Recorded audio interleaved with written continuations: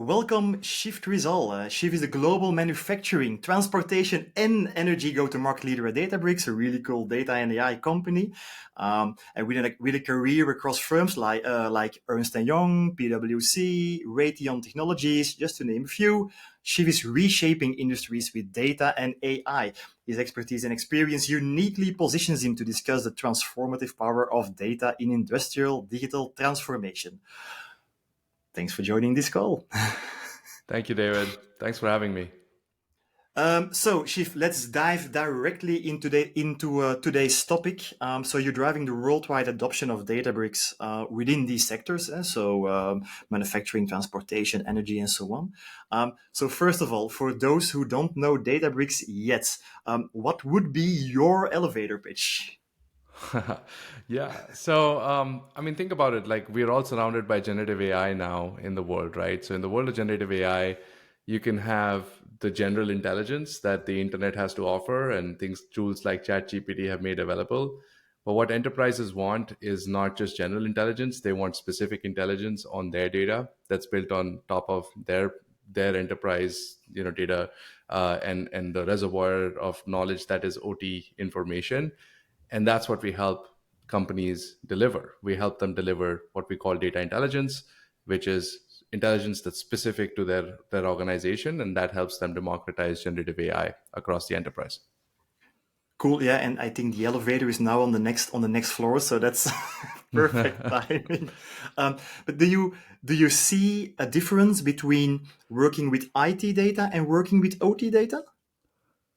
One of the beauties of Databricks is it's all data is treated the same way. So whether it's structured or unstructured, right? Whether it's things like tables that are coming out neatly in rows and columns from your enterprise applications, or it's highly unstructured sensor data, you think about natural language information, things that people key in on the shop floor or near the asset in the field service. All of that is treated the same way in Databricks. You Yeah. don't need a bunch of tools to handle unstructured data and structured data. You handle it in the same way and provide the same experience to people who are trying to interact with these data sets. Regardless of what type of data they're interacting with, their experience remains the same, which is why it's so powerful. Yeah. Now you've been at Databricks for 2 years. Before that, you were, I would say, on the industry side. Same for me. I'm 2 years ago. I was also on the industrial side. Um, did you see the way data is used, the way people think about data? Did you see that changing over these years when you were in the industry? Totally. I think so. I come from the aviation industry. There was a market change in realizing that the market's only going to grow so fast, right? So you're going to build aircraft at a certain rate, and the market's expectation is, you have to grow beyond the platform. You have to grow beyond that growth rate, and the way to do that is be better at using data from the entire life cycle of the product, and really drive better decisions in how you service the fleet, in how you operate it, in how you design the next generation of technology that's going to go on airplanes in the future.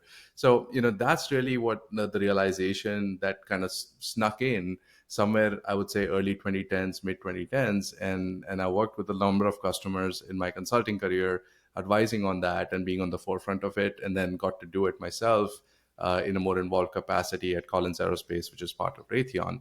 And I think that's the same motion we are seeing in what the deepest depths of manufacturing and energy, specifically in the industrial automation space. Not to say that the industrial automation space has not seen high degrees of automation. I think there has been market improvements, but the value of AI and machine learning, and now even generative AI, is to learn and provide insight into patterns that humans cannot see. And I think that is very, very valuable, especially at a time when manufacturing companies and energy companies are facing with this challenge of having an aging workforce, and they really need to codify what are some of the main things that the new talent has to account for, and learn really, really quickly, and ramp up really, really fast, because we can't hire people fast enough, and that's the biggest risk that's being faced by these companies today. And that's really where the capabilities in generative AI have a big role to play, is to codify, use this vast data that you have, the enterprise and OT data that you've harnessed for so many years, use it to train the next generation of workers, to help them be more productive in 30 days, as opposed to waiting on 30 years, which we don't have, to get them to the same level of proficiency as some of the experts today. It, when you were talking about the aviation industry, in I would say typical manufacturing, we talk about greenfield plants and brownfield plants, where I would Yeah. say most of the projects we do are in brownfield plants. I would say we use the sensors which are available. Sometimes we install a couple of new ones. We install some IoT. We have this spaghetti type of approach. Approach, networked, different protocols. All these things. When we build greenfield plants, I would say we typically try to implement some newer technologies, some more standardized ways of working. Were there similar things in the airplane industry? Do you have like greenfield planes and brownfield planes as well? Yeah. So yeah, happy to give you a sense. Like I'll bring it back to the experience back into the industrial space for But yes, to answer your question, there were newer generation aircraft that generated way more data, and then there were the older generation aircraft. So just to compare it, to give you a sense, right? The seventh, let's take the A320 example, right? So the A320 Classic, which is the most popular airplane on the planet, right? I'm sure many of you fly it all the time from Airbus. That had like 100 to 400 parameters that you could offload from the aircraft, right? Like that was pretty much what it was. But a newer generation aircraft like an A350 or an A320 Neo would have like 17, 1800 parameters that you could offload, and you could configure even more, because there were just better routing technologies, better connectivity, better sensors on the aircraft that you could take advantage of. And then, you also had the networks to go move this data off of the aircraft and bring it into analysis platforms. So that's sort of in a nutshell. But how it connects back to the world of sort of industrial data is fundamentally, companies realize that the unit, like for example the asset or the production equipment or the line, it's just one sort of node in a connected ecosystem, right? And from my perspective, the companies that I have seen do really, really well in data driven transformation in this industry are those who can ask us like, hey, now that I have a very crisp answer to this question, which is now that I have all of this data from my shop floor equipment or my assets are in the field, like what decision am I driving, right? What decision am I driving better today with all the data that I have, versus, or what am I trying to get better at in the future? And having a very clear answer about that, right? Versus getting mired in these unnecessary acronyms and debates about which architectural paradigm in the plant side is the right one. I mean, those are all very important debates to have, but the more important question is, now that you have all the data from all of your sites and all of your assets, what decisions are you going to inform? What decisions are you going to make better? So that's really what comes back to it. In the aviation industry, in my experience, the question was around, hey, can I if I predict a maintenance event, can I have parts and people ready to catch up with the airplane in the next location? That was what we were trying to get better at. In industrial systems, and the way I see the world is, you think about your production layer and how it interacts with things like your supply chain. How does it interact with, hey, how much do I really have the capacity to ship things at the rate that I'm producing, or am I just shipping air? Do I have the capacity to think about, hey, if there are demand spikes or changes in demand, like how none of that information is useful unless I can make a decision on it, in which case it would be more about, if there is a change in demand or fluctuation in demand, can I take advantage of it by rewiring or being more flexible in how I schedule production?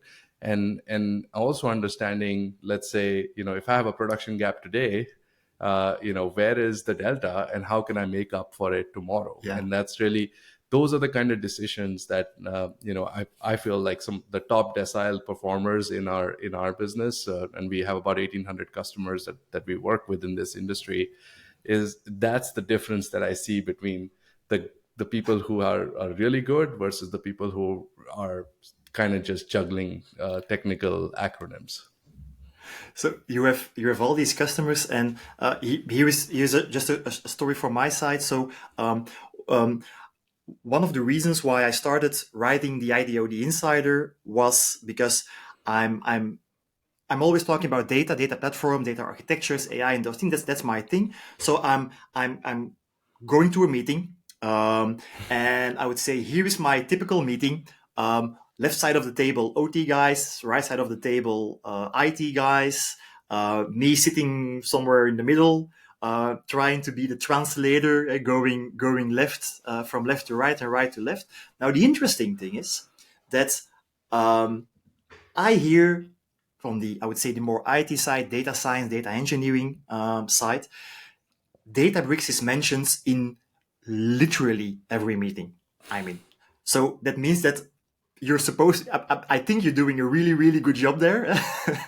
um, Thank you. but what I see is I see quite a lot of translation issues where, Yeah. for some reason, I would say on the IT data science, data engineering side, what I see as a translation issue is that a lot of people they think that by just applying mathematics, by just applying data science principles, that they, I would say, can solve a physical problem. Um, I'm a mathematical engineer myself, so I'm allowed to say those things.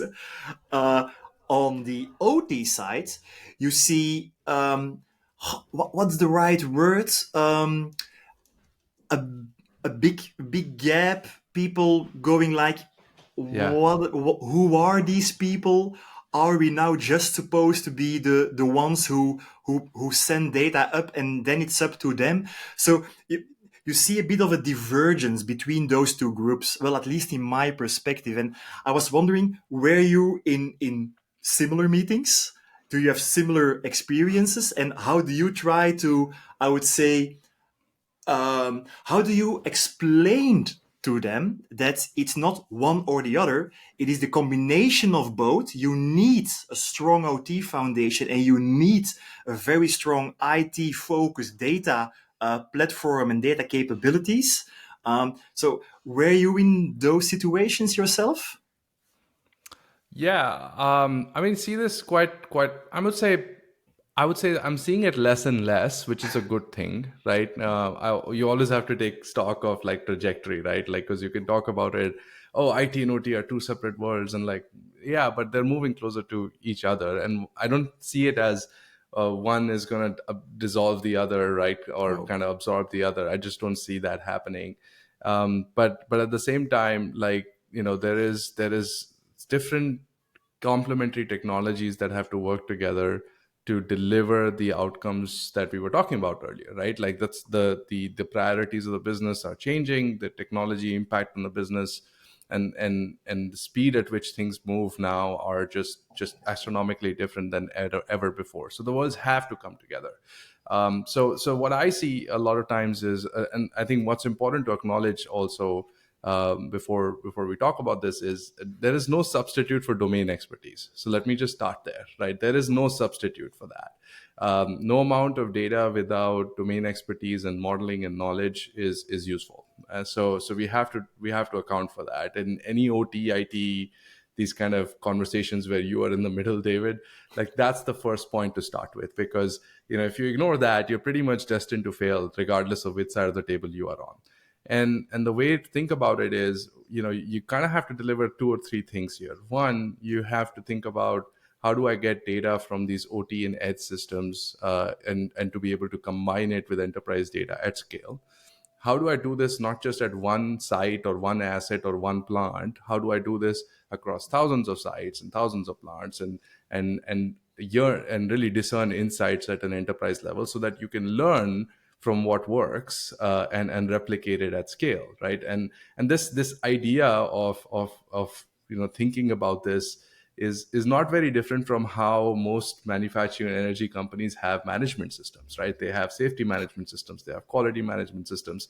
It's I personally think like now they should just have a pillar for data management Yeah, systems, because you can't report on safety, quality, reliability, yeah. anything at an enterprise level if you don't have your data in order. How do you know what you're reporting is right, and how do you know whether what you are doing is actually working? So I think to me, data is such an important pillar now. It used to be technology was sheepishly coming into a pillar of our management systems inside of these organizations, but I feel like tech is important because you need to connect your shop floor systems and all of that stuff. But at the same time, data is becoming its own pillar, and I think people, process, culture, all very important, but data is an additional pillar that I think most companies are waking up to that, and I do see that changing over the next few years, and it's happening as we are speaking right now, and in a lot of the organizations that I speak with, that is very intentional to say, hey, data. So we work a lot with Mercedes-Benz, and data is such a big pillar of their MO360 strategy, which is their Mercedes Ops 360 platform. They produce 2 million units a year, and fundamentally, that data is such a big pillar of that, and they're trying to analyze data for basically creating a digital twin of their entire vehicle production process, and understanding, hey, it's not just production issues that can impact my performance. It can be supplier issues, it can be logistics issues, it can be, so how do I, knowing how interconnected my ecosystem is, and the digital twin reflects that, I am much faster to actually go identify these issues and actually proactively do something about it, so that the plan that I had for that day, for that month, for that quarter becomes more and more certain over time, and that's very important. The more I talk and think about, I would say, the term IT/OT convergence, the more I'm convinced that the only thing we're actually talking about is data convergence. Yes. Because as you rightfully said, I don't really see, I would say, the pure OT work, the pure OT scope changing. We Hmm. still want to have the real-time control, and we still want to have the execution on shop floor level, whatever shop floor might mean. But whether you have I would say, a more traditional manufacturing plant, or you're in the energy industry, or you're in critical infra or whatever, I would say you always have that same type of things you want to do real time, safely, and as optimal as possible on the shop floor. So I'm seeing IT/OT convergence more as data convergence. And Yeah. data convergence, I think, is only about one thing. It's about scaling data-driven initiatives, making it really, really easy for people and applications. Well, typically applications, people will probably access that data through an application, but to make it as easy as possible for people and applications to have the right data available at their fingertips without any hassle, Yeah. without the need to understand I would say, the asset structures and context layers, and without the need to manually integrate several data sources and so on. Because once you're able to scale your data applications, then suddenly you allow this, yeah, you allow the I would say, the real why about data to happen. So I think we're moving away from IT/OT convergence as yeah, it's us against them, to this data convergence thing. And then the scalability becomes really important. And then I would say, my question to you is, do you also see that happening? Do you see these examples of scalability happening in the world, where it becomes easier and easier to try and build something? Yeah, I think you put it really well. We see the world very similarly, David. I don't know. Maybe we are lost cousins from a previous thing, but fundamentally, what I see is like, if you look at the world of IT and OT, and like I personally, the convergence thing is an easy term to use, but fundamentally, the goal here is, OT people and data people should work off of, like, when I see data people, I mean data scientists and the next generation of sort of AI technologists. They need to work off the same set of data, right? Fundamentally. right? If you have to make industrial AI successful, they have to work off of the same set of data, and they have to and they have to manage the quality of the information that they're training these models on, right? So if you break that and you go rogue, which some data team members do sometimes, I think it's good to do a bunch of POCs and pilot projects, but invariably you'll come back to the question of, does it scale, right? Does it scale across because the point is not whether you can do it for one line. The point is, can you do this across the entire production ecosystem? So to me, I think that's the most important realization, is that the two stakeholders need to work off of the same set of data, and there has to be a stringent focus, a continued focus on data quality, and the ability to then take insights that these new AI technologists are working on, right? So your data scientists, your machine learning engineers, your generative AI people, like all these insights can't live in that world. They have to go back into the OT world, because that's where the decisions are made. So how, so that those three things are so important, is to get that data out, work off of the same set of data, go into this aspect of how do you manage the quality of it over time, and then be able to share the results of your work to decision makers so that they can end up making better decisions. And to me, that is the promise of data convergence. We announced a partnership on these lines with Aviva last week, basically identifying that is the pain point that we are solving for, is can communities work of the same set of data, even though they may have different ways of building things, and then making sure that the quality of data improves over time based on everything that they're learning from their operations. And then once they've built these next generation solutions, data applications, or even machine learning applications, pushing that back into where the decisions are made. And sometimes it's on the edge, sometimes it's on web applications. All of those deployment options are found. So the way we kind of think about that is, if you simplify and consolidate the core, you can drive more optionality in how you choose to serve the many different stakeholders that you do need to serve in this journey.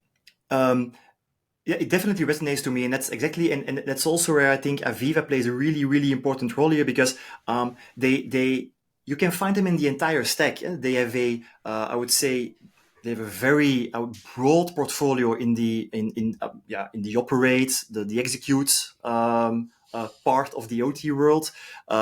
They have, with their different historians, also still an on-prem footprint. Yep. Then we bridge the gap from on-prem, maybe a bit of edge computing, to the cloud. A couple of years ago, I would have said that cloud adoption is still rather slow in manufacturing companies. There was a lot of hesitation, people going like, yeah, no cloud for us. We're a physical company, right? So we need those physical servers. Right. I see that changing quite rapidly. Do you? I mean, I lived through it, David. So I was in the aviation industry when the pandemic hit, right? So think about that, right, for a second. This is an industry that literally overnight went to zero, right? And the only Yeah. way you could talk to your customers was through digital means. So I think the industry learned a lot from having to, and not just like, I don't mean just the flying public customers. I mean your suppliers, your everybody back in the ecosystem, and it just percolates all the way back. I think the rates of digitization and cloud adoption and the need to be interoperable as a result just took off. It was the moment that the industry, I'm sure there'll be a study done 5 years later that looks at this and comes back, because I lived through it. I have a unique perspective. Is like, yeah, like that was the moment where everybody realized, like, this is it. Like, if we don't invest in the ability to have interoperable systems and the ability to really digitize our processes and really focus on data, we'll have no business. And I think that's where the tide really turned. Nowadays it's less about, like, I think the question I often get is, well, I have a plant level historian, and it's on prem and I'm happy with it. Like, what is this cloud stuff you're talking about? Like, some of your data team members come in, like, in an organization, there's always a digital transformation or a data chief data officer that's wanting to sort of monetize the company's data. That's their sort of remit.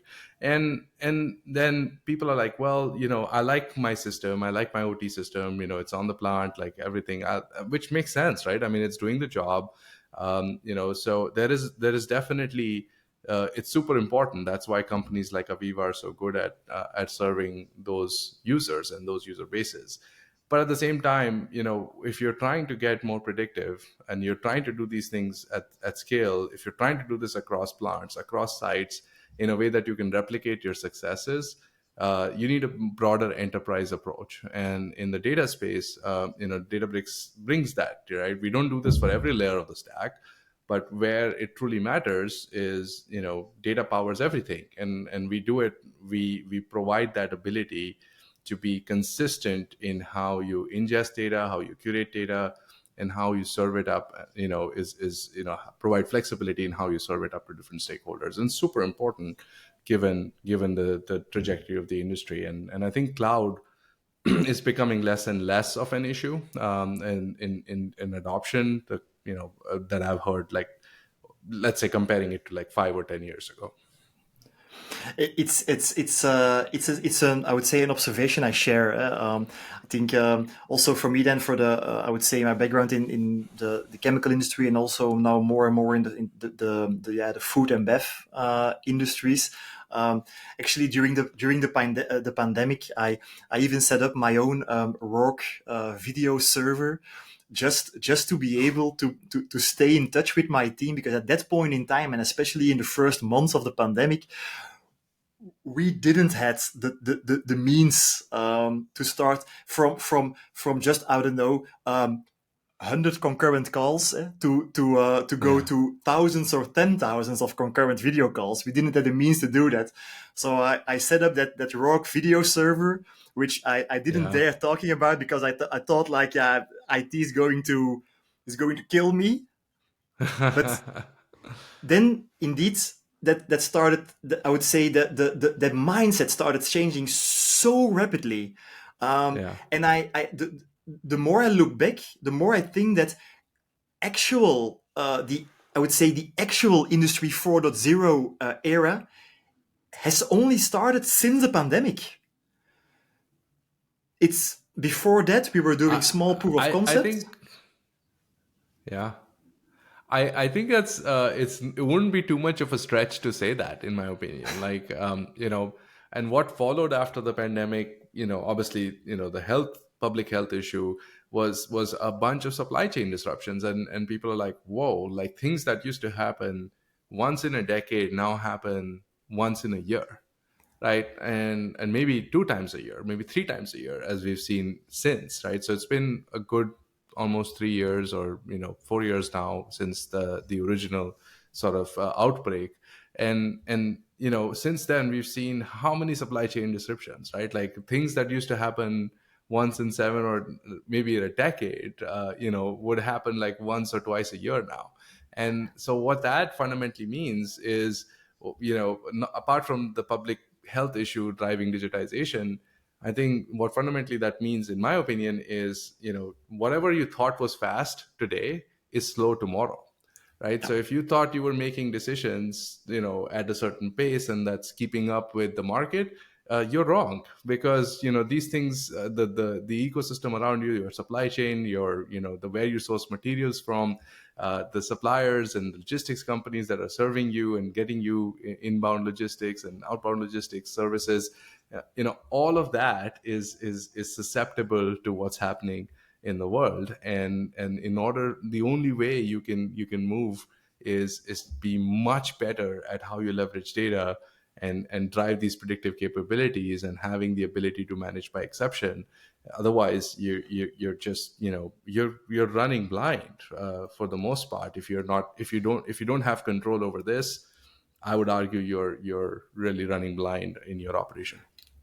Shiv, I was looking for a way to end this call, but I think you perfectly summarized it.